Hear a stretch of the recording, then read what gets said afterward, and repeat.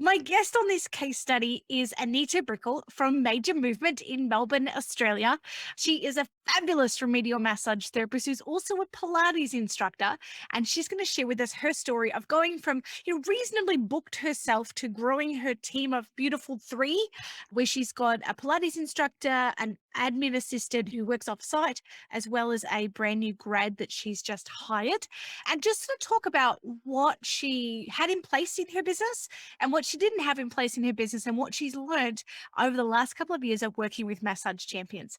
This woman has consistently stepped up and applied her learnings and gone deep every time. And I'm so excited to share with you her journey of becoming fully booked, not getting burnt out, and being able to add six figures to her income. Welcome, Anita. Hello, welcome. Thank you.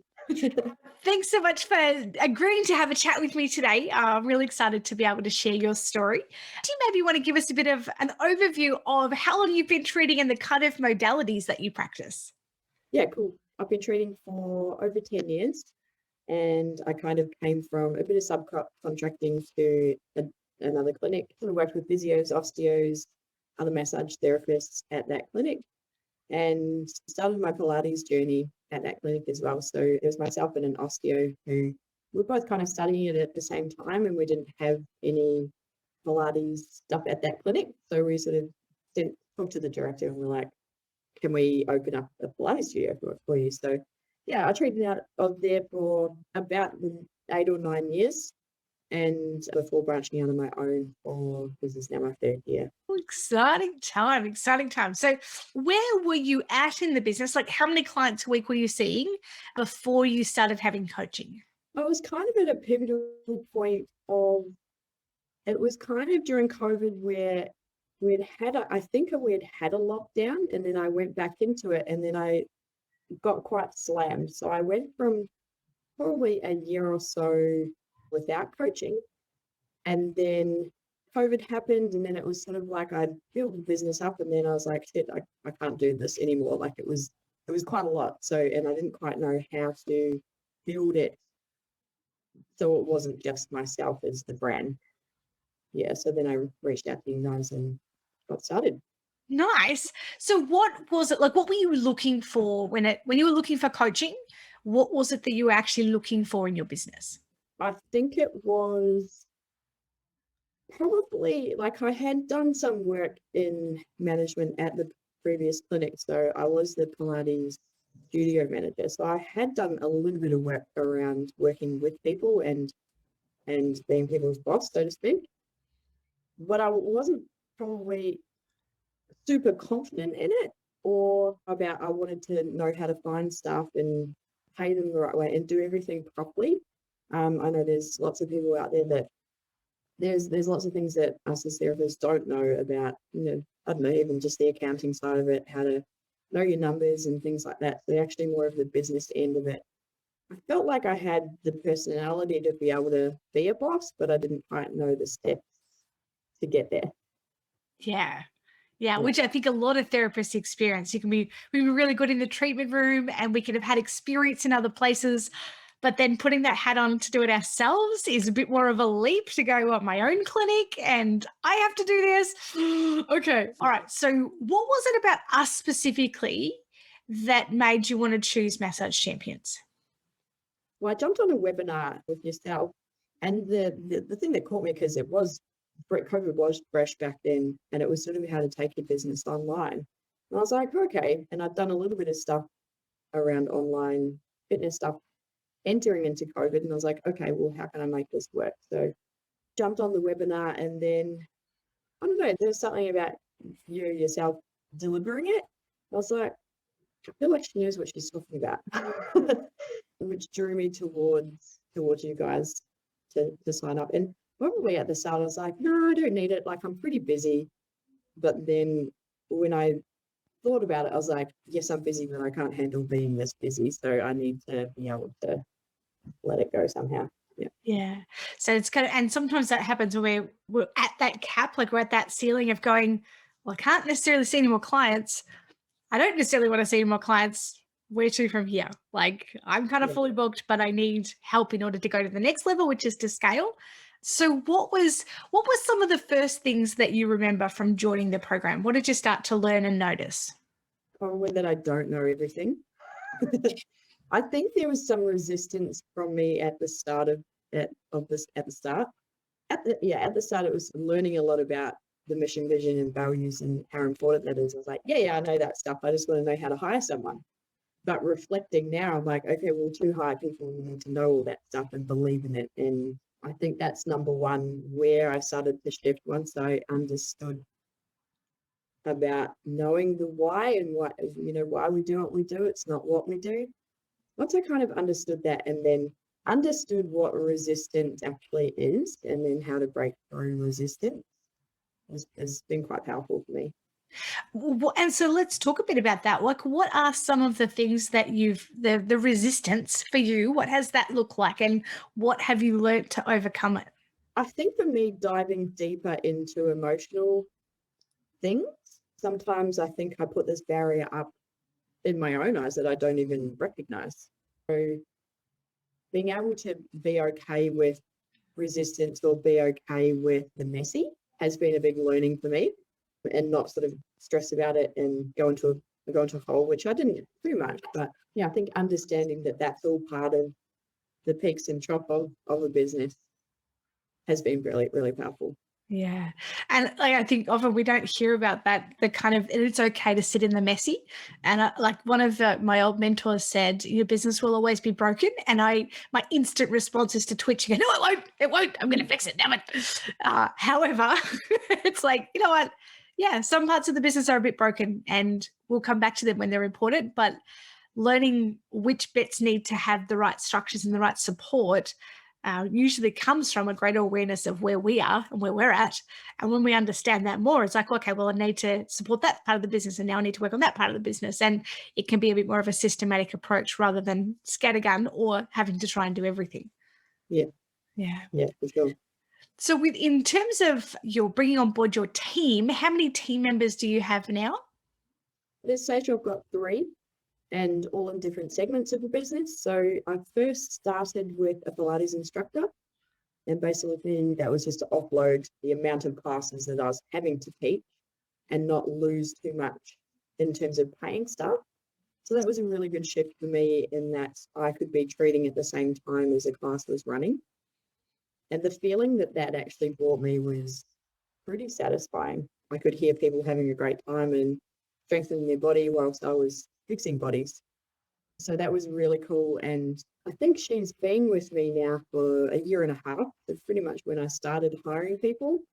And I've able to kind of really coach her as a person as well into what our business is. And as soon as I coached her around what our why was and what our mission was and got her understanding of, why we do what we do here at Major Movement, she automatically bought into the brand and was like, okay, I get it now. So that was really, really cool. And I love kind of working with her to build her as a person as well. And then I've got Heidi, who is my admin superstar, and she does social media. She does all my bank recs and pretty much just anything that I don't want to do. I just kind of hand over to her. And she's off campus, so she's not a receptionist as such. She's got a baby herself that's 10 months. So we kind of just work in quite a casual relationship, and she loves it. She's really enjoying it. And recently I've just brought on a remedial massage therapist, and she's a new grad, so I've currently got her on a mentoring program to get her up to speed with treatment techniques. So yeah. Amazing. It's such an incredible team. What I'd love to hear is a little bit about the process for you and the thinking behind bringing on board an admin assistant. Because I think that's something that a lot of therapists get stuck in. It's like, oh, I wouldn't know what to give them. And then if I do hire them, then there's the fear of letting go and letting go of control. And the other side of that is that, yes, it's amazing. I just give them everything I don't want to do. Yay. But tell us a bit about what was it like for you to hire someone to do the stuff you didn't like to do? I think that was a lot of resistance for me. Speaking of resistance previously, I was like, when I had the session with you and was talking about it, was like, "Well, yeah, but what do I give them?" And then your response was, "Whatever you don't want to do." And I was like, what even is that? And then, did a task audit, wrote down some things that I could have her doing. She's not only a person that I give tasks to, it's also a bit of a soundboard for me to bounce ideas off. So she's amazing. Like, she's someone that I trust, and that was someone that I selected. I did an interview for, and she was actually a previous client, well, still client, but yeah. So we had to be quite careful at the start in terms of boundaries, like setting what our boundaries were and what we were both happy with. And we've got a really good relationship in that.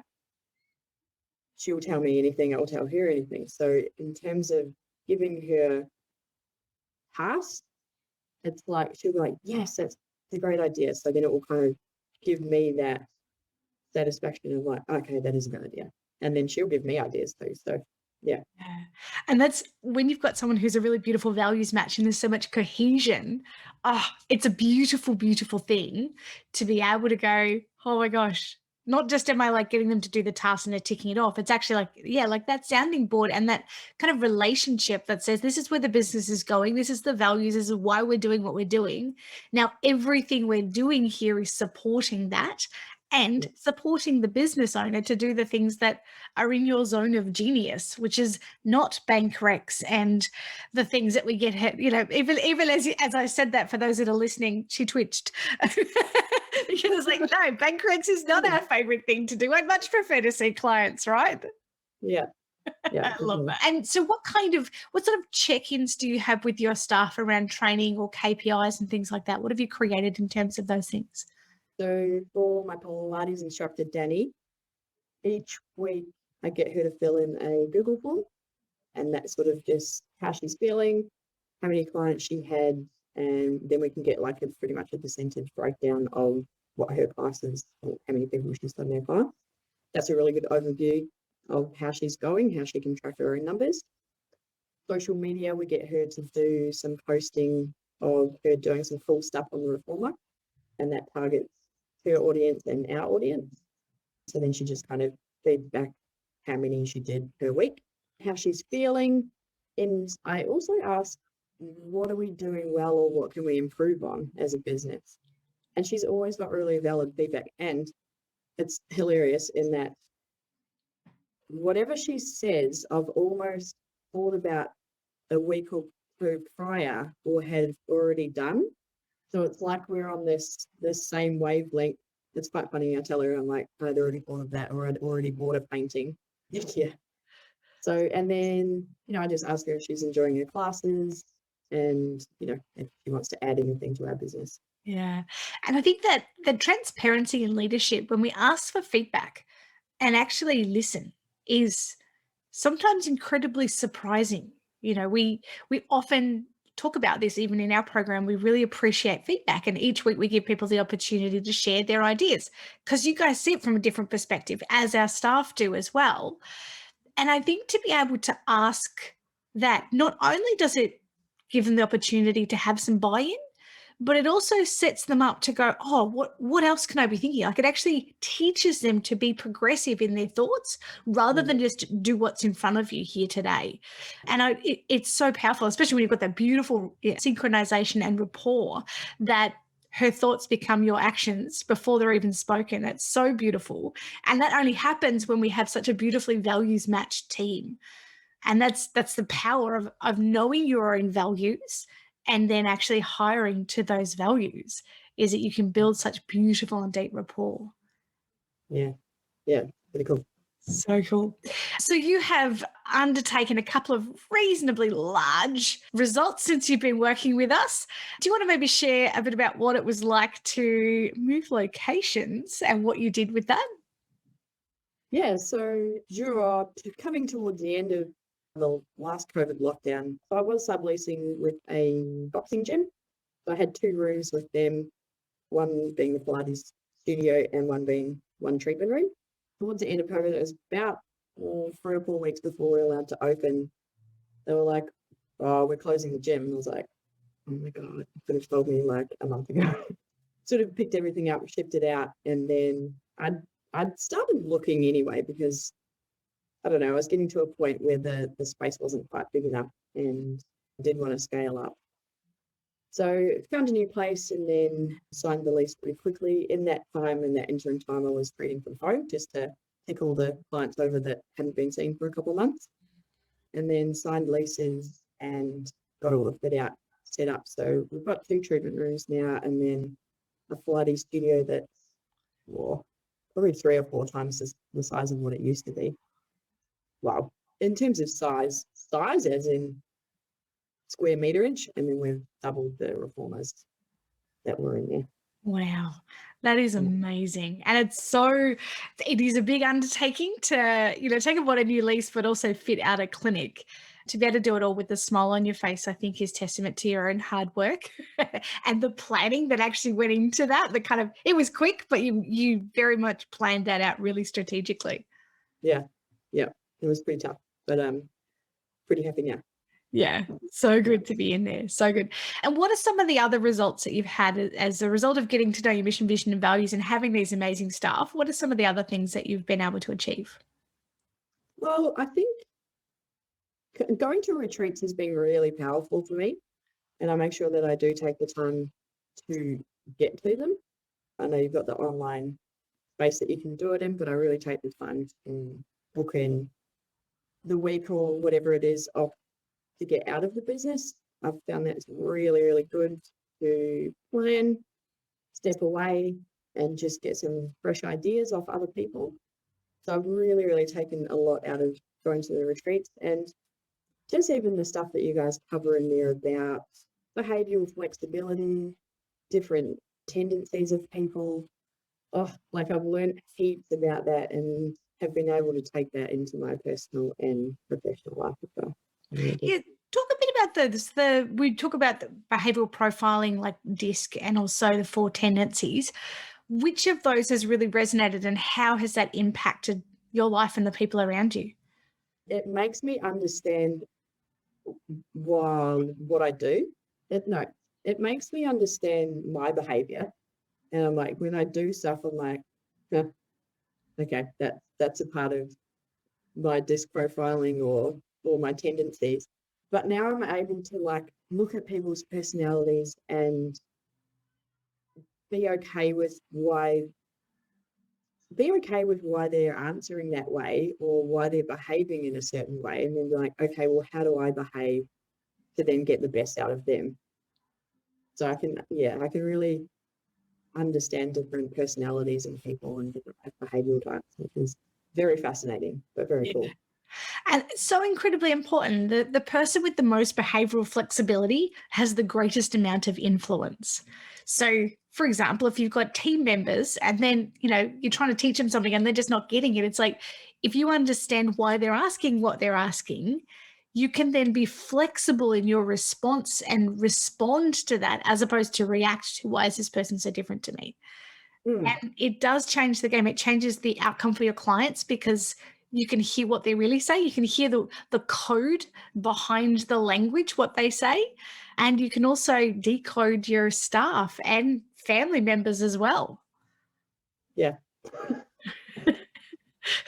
which after retreat, once we had learned that, it happened at home and then it happened at work in 2 separate, 2 totally different elements. But I had to chuckle as to what was going on. I was like, oh, I know what's happening here. I know what angle you're taking. Yeah. Yeah. And it's kind of insightful. It does make you laugh because it feel like a little bit like I'm a magician. I just magically know, but it's not. I can decode what you're saying to hear what you're really saying behind those words. Yeah. Well, the one at work is with my new therapist. I was like, why am I not getting the answers to the questions that I am trying to get? Which is when I spoke to you about it a couple of weeks ago. It was like, okay, well, reframe the question or how you're asking the question, which I have done, and then I've got a lot more out of it. Yeah. Yeah. I think it's Einstein that's like, if I had a problem, if I had an hour to solve a problem, I'd spend 50 minutes thinking of the question. Because when we say to people, oh, what did you get out of that? And they're like, eh. Whereas even just saying like, what's your biggest takeaway from that? What's your number one biggest thing? And it's like, you have to think about it in order to say it. And Yeah. it changes, like even a subtle shift like that can completely change the lesson and the feedback to yourself of what they actually are getting from whatever it is that you're training. And I did like a little social experiment with myself today. And I said, all right, what did you get out of it? And then sort of didn't really get much. And then I that was almost a test for me. It was like, okay, I'll see if I get the answer that I want. And then when I reframed it and said, all right, well, what was the biggest takeaway and what did you learn today? Or what was 3 things that you learned today? Then I got 3 things back, and there were 3 things that we'd covered. I'm like, okay, good. Yeah. It's Yeah, amazing what happens when we ask the right questions and the brain goes, oh, you want that? Yeah, cool. I yeah, can do that. Oh, you want yeah. that? There's a gap. Oh, you want that? And make it really relevant, really pertinent. It's like it changes the game for feedback and learnings. And it's powerful. And it's also incredibly encouraging to you as a teacher to go, oh, they're getting it good. Because when they gave me a blank face and said, oh, nothing, you're like, oh, that's ouch. Yeah. What did I not cover? How did we miss that? Okay. All right. So you've gone from a solo operator to bringing on board 3 people. You have created systems and structure. You've intentionally set up your environment, and you've been loving coming to the retreats in person because of the way that it allows you to kind of have that helicopter perspective, like to step away from the business and to be present in a room full of like-minded and like-hearted people. How do you find like the quarterly planning and the monthly planning and the weekly planning? How has that been for you? Pretty life-changing. Just being more organized, I think. And I know when I shift off that, like if I haven't done my monthly plan or I don't have it in front of me all the time, then I get a little bit lost. So when I pull it back into my vision and I'm a fairly visual person, so I get my highlighters out and different color pen.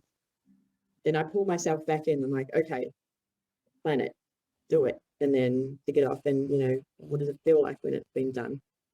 So yeah, coming to retreat, doing the quarterlies is really cool because it allows for, I think, it allows for time for growth and putting it down on paper. Sort of during the quarter, if I come back to it, I'm like, I wrote that down. So why did I write that down? It's because I wanted X result, or maybe I'll pivot it slightly. But having that broad vision there takes me back to structure from a weekly or monthly planning. Yeah. And look, I think it's so important because sometimes people come in expecting, any sort of coaching, expecting lots of systems and structure and accountability, which is important. And they don't necessarily expect the kind of, mission, vision, and values, more kind of heart-centered stuff.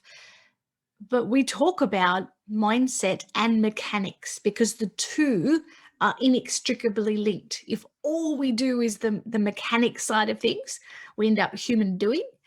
If all we do is the kind of mindset-y, navel gazing and learning about ourselves, then it kind of is like sitting around saying kumbaya. It's like being in a rocking chair. It gives you something to do, but you don't go anywhere. It's when you bring the two together that I think is the incredible power that we get to create the stuff that you've been able to do and create in your business and life. How many clients do you guys see a week now? Well, my new remedial massage hasn't started because she's going away for a month. So we're kind of doing a mentor program. She's going away, then coming back fresh. So me, myself, I see about 20 to 25. Yep. And Pilates classes, I teach about 10. So it's still quite a lot. When Tegan comes on, then I hope to drop that a little bit in terms of treatment and possibly bring on a osteo not so long down the track as well. Yeah. Yeah. So I can not treat as much. Yeah, that's beautiful. And I think even to be able to realize what you need in that to know, oh, that's what I need. Great. What do I need to do to create that? Just that's what's going to happen and that's what's going to happen and this will happen. business becomes more intentional as opposed to reactionary, kind of reacting to the circumstances around us as well. If somebody was listening to this and was thinking about joining the program, what would you share? I would say just, yeah, probably just do it.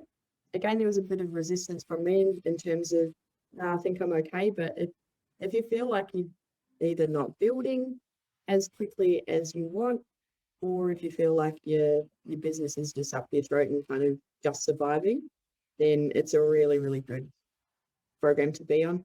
Not only from you guys, but from the big team that you have behind you as well, but also the people in the group as well. So just having a Facebook page just to kind of get you on check. If you need a question asked, someone will reply in 2 minutes, and you're like, okay, that's the way to go. So it's just that connection around the whole network.